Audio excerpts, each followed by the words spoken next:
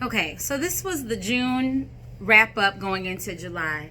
When I left Dr. Faya's office on Monday, the 22nd, I was really torn because she gave me this really aggressive treatment. And so I called her my jock prom date. Whereas my nerdy prom date, they just wanted to study the eye. They wanted to do the AQ test. They didn't really have any plan of care to actually help the condition of my eye. It was all information anecdotal. Then I had my jock prom date, breaking gender norms as the female. She wants to go hot and heavy and apply all of this medication and immunosuppressant and chemotherapy to attack the body, and only one of them says I can go to prom with them. So that caused me some thought, and they were all like, we need an answer soon. Dr. Faya, I saw her on a Monday. She was like, here's the prescription for this, this, and this, and this, and this. I left her office with scripts for subdermic needles and vials of methotrexate. And she was like, you need to get this party started immediately, shorty. You will feel terrible. Your son's 10, he'll be all right. Pick a day of the week where you ain't got no life or nothing much to do, because even though it is chemo in a cup and it's real cute and we can prescribe it right out of this doctor's office, it comes with all of the effects of chemo in a cup. So I haven't told anybody anything.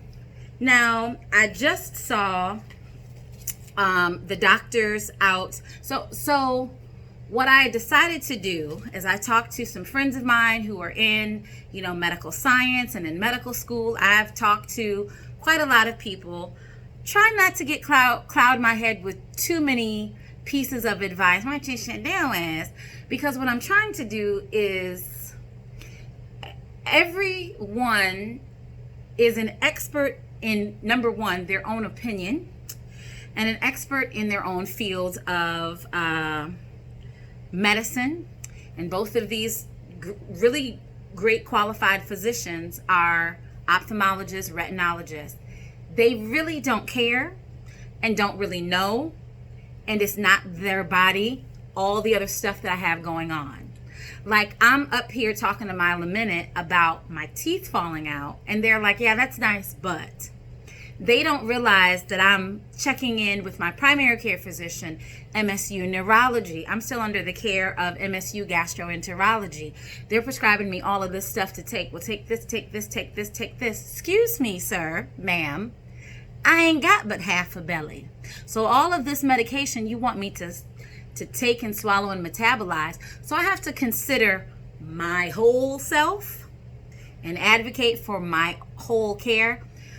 So I came up with this plan. I was hoping that I could get my jock prom dates, or my nerdy prom dates at the University of Michigan.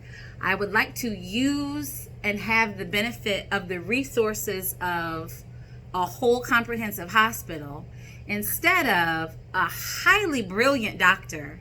I really, really like her plan of care, or just the fact that she is trying to do something to restore my sight, versus the scientist boys. They were just like, can I poke a hole in your eye? And it's not going to help me at all.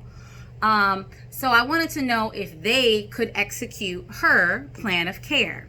Wouldn't hurt to ask. You were willing to work with her once before, why not ask again?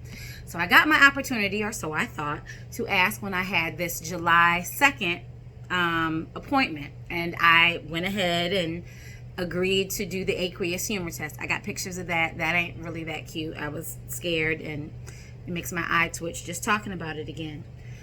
I finally got my fourth and final and negative COVID test earlier this week in July. I went ahead and did the aqueous humor, and I was not able to talk to Dr. Rao at U of M, but I was able to talk to his fellow, Dr. Conradi, and he agrees with Dr. Faya as far as administering the hot and heavy and quick and fast immunosuppressant and chemotherapy But this is where he differs. Dr. Faya said, we'll do it for 6 months, and hopefully that will start to open up the photoreceptors and blah, blah, blah, yakety schmackety. This frat boy was like, well, the only thing that I differ with Dr. Faya, excuse me, had a little yogurt earlier, was that we're going to keep you on immunosuppressant for 2 years. What? 2 years? So, here's my concerns.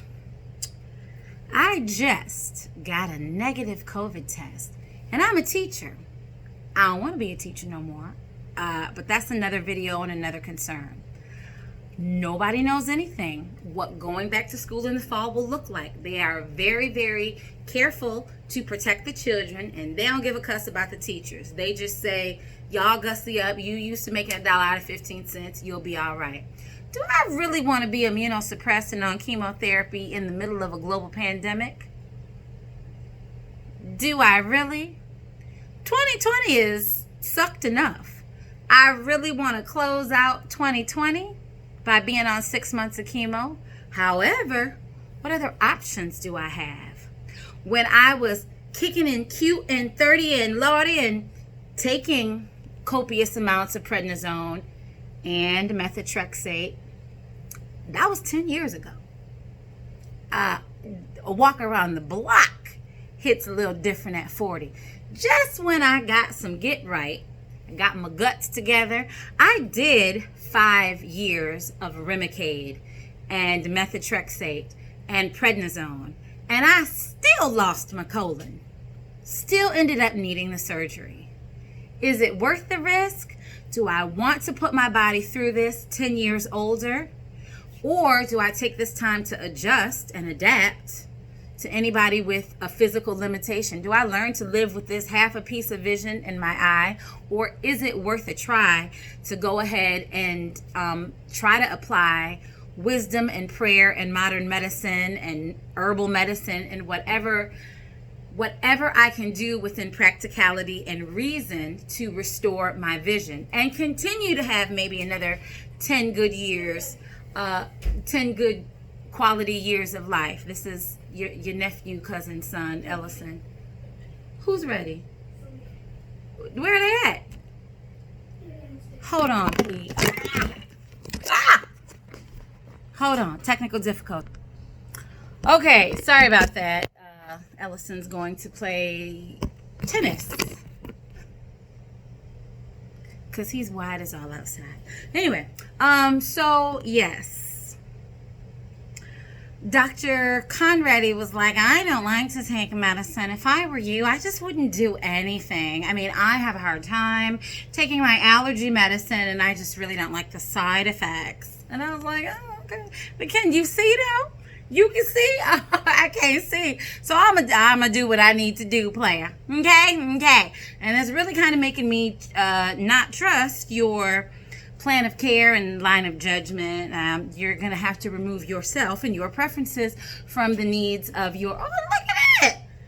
Jesus! This earring just don't want me to be great. Did you see this? Anyway, yeah, so Dr. Rao was not able to be there because he was in surgery trying to chase down another patient of his that he had not been able to see in oh so long and in a month of Sundays. So that is the update, how you can pray or apply your 2 cents, 5 cents, care, concern, or whatever is. It's a lot. If you made it through all of these videos, mazel tov, alhamdulillah, bismillah, Dios bendiga, and all that good stuff. Yeah. So yeah, I can't see real good, and I don't mind doing the chemo. I just kind of need to prepare myself and my life. And the ubiquitous phrase is, I don't know. What will it look like going back to school? I don't know. What will it look like, as far as side effects? I don't know. Will my sight come back? I don't know. Everything is unknown. I don't know. Don't know. So now you're all caught up, I hope. You can text me like questions. It's easier to respond, but it was ruining my life. What's happened? What's that? And I've thrown out a gabillion terms that I had to look up. So don't feel bad. Yep, so that's it. I have a decision to make, and there is a sense of time and urgency to not delay it anymore. So yeah, that is it. I'll keep my eye on you. See what I did there? Okay, bye y'all. Call me or I'll be texting you or something. Yeah.